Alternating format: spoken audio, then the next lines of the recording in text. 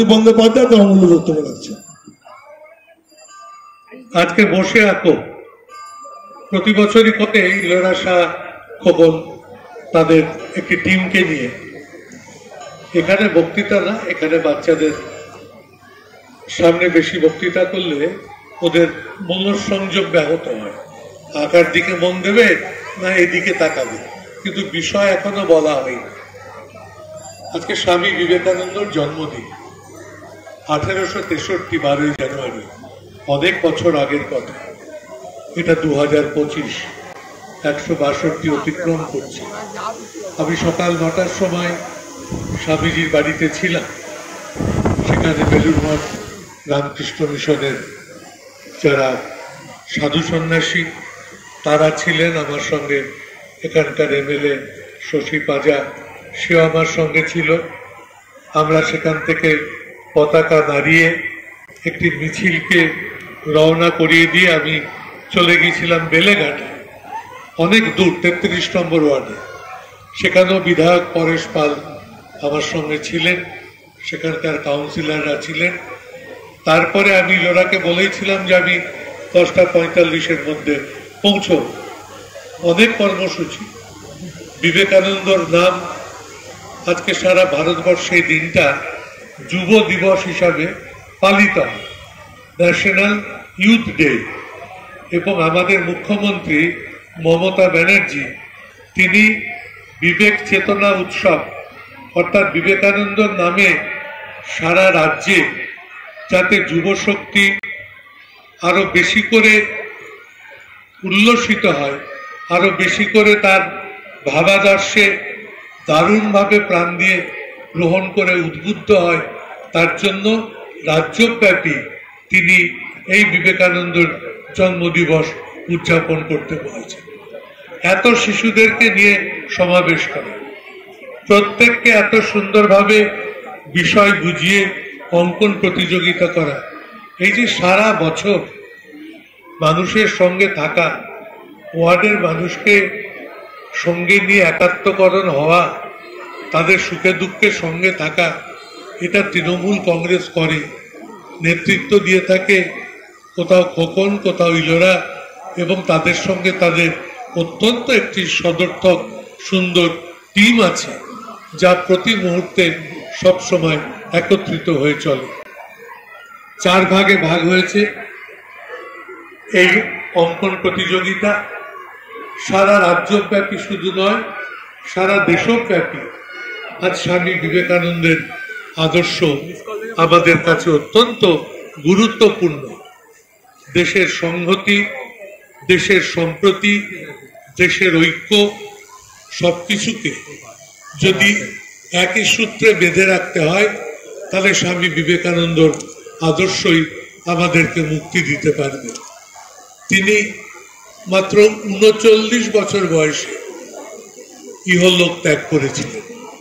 ভাবতে পারেন, 39 ইয়ার্স, এই 39 বছর বয়সে উনি ইহলোক ত্যাগ করেছিলেন।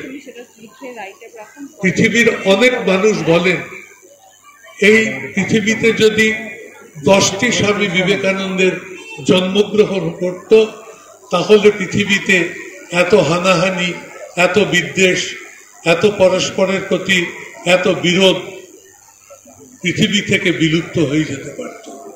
আমরা ভাগ্যবান, সেই বিবেকানন্দকে আমরা এখানে পেয়েছি।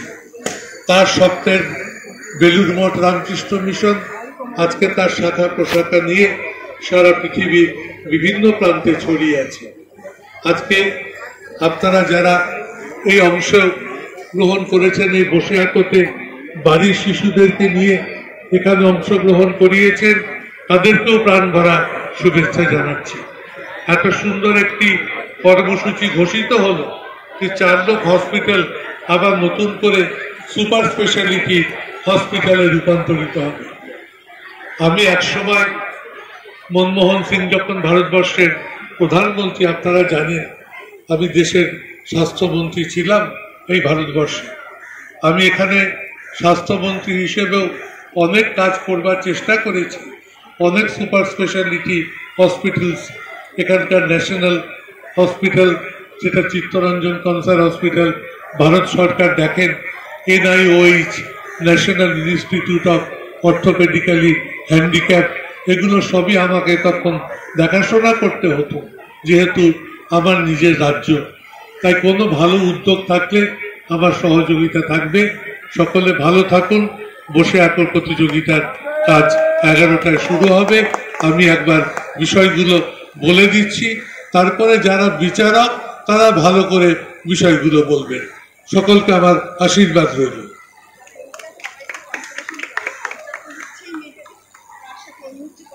করেছে তাদের প্রত্যেককে এই পুরস্কার দেয়া হবে।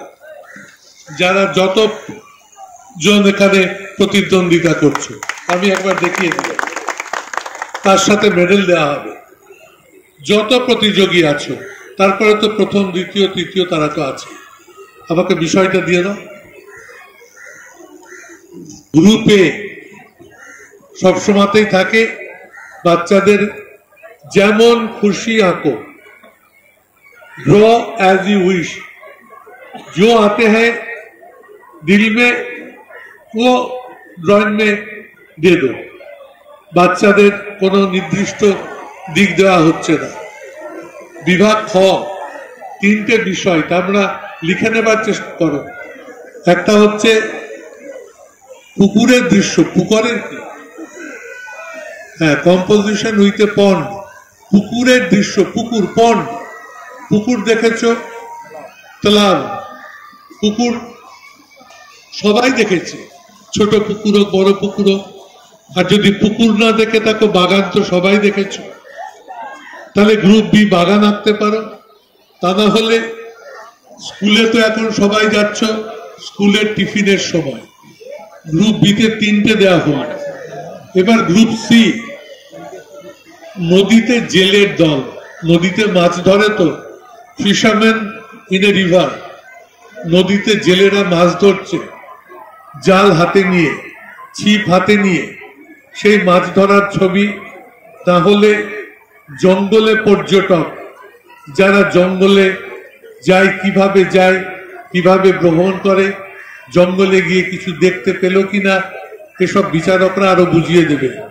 এনভায়রনমেন্ট পলিউশন, পরিবেশ দূষণ খুব বড় ব্যাপার হয়ে গেছে। আমি নিজে দিল্লিতে থাকি। দিল্লির পরিবেশ আজকাল সকাল 11টার আগে রাস্তায় দেখতে পাওয়া যাচ্ছে না কিছু, এত পরিবেশ দূষণ হয়েছে, খুব খারাপ। পরিবেশকে মুক্ত রাখতে হয়। পরিবেশ ভালো মতন কিভাবে রাখলে আরো ভালো লাগে, কিভাবে পরিবেশ থাকা দরকার, সেটা তোমাদের ভাবনা থেকে বার করো। আর গ্রুপ ডি বলছে যুদ্ধ নয়, শান্তি চাই, নো ওয়ার, অনলি পিস। আমরা যুদ্ধ চাই না। তোমরা শুনেছ অনেক সময় রাস্তায় মিছিল বেরোয়, অনেক আলোচনা হয়, বলে যুদ্ধ নয়, শান্তি চাই। আমরা তো তাতেই বিশ্বাস করি।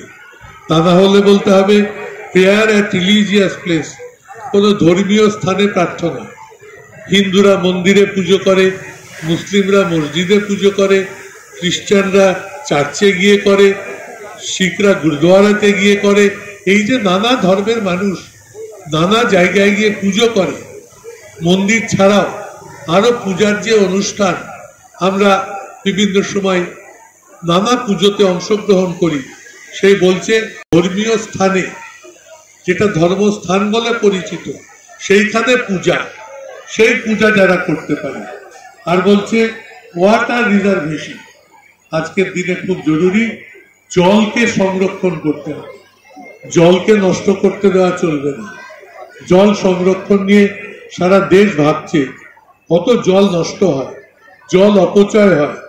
তাহলে জলকে সংরক্ষণ করতে গেলে বাড়ির ছাদের ওপরে বড় করে ট্যাঙ্ক তৈরি করে রাখলেও খোলা, সেখানেও জলকে সংরক্ষণ করে রাখা যায়। তাই জলকে সংরক্ষণ করতে হবে। এই 4টে বিভাগ এখানে আলোচনা, আঁকা প্রতিযোগিতা হবে। যারা বিচারক তারা আরেকবার করে সুন্দর করে বুঝিয়ে দেবেন। আমি আরেকবার সকলকে আমার প্রাণ ভরা আশীর্বাদ জানাচ্ছি এবং এই কর্মসূচির সাফল্য কামনা করছি। ভালো থাকো সবাই। জয় বাংলা। এটাও আমরা প্রত্যেক প্রতিযোগীর হাতে তুলে দেব। আর তার সঙ্গে এই ছোট্ট একটা কনসোলেশন প্রাইজ। আমরা এখানে প্রথম দ্বিতীয় তৃতীয়তে বিশ্বাস করি না, যে যারা এসছে সবাই উইনার, এই বিশ্বাসে আমরা প্রত্যেককে, যত বাচ্চা এখানে আসবে সবার হাতে এই একটা মেডেল এবং এই ছোট্ট একটা সান্ত্বনা পুরস্কার তুলে দেওয়া হবে।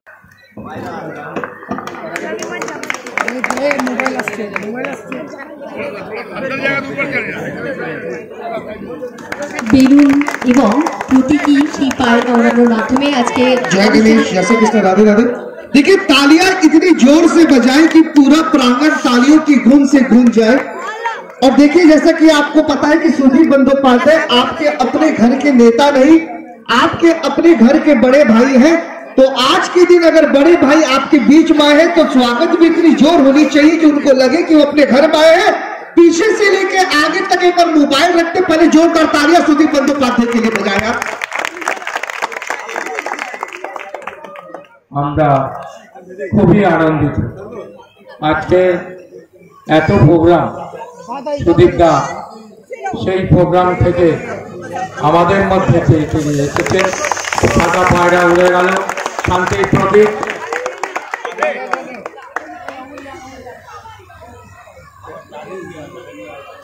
আবারও একটি পায়রা উড়িয়ে দিলেন সুদীপ দা, আমাদের জনপ্রিয় নেতা, আমাদের লোকসভার দলীয় নেতা, আমাদের সকলের প্রিয় সাংসদ সুদীপ বন্দ্যোপাধ্যায়। জিন্দাবাদ জিন্দাবাদ জিন্দাবাদ জিন্দাবাদ।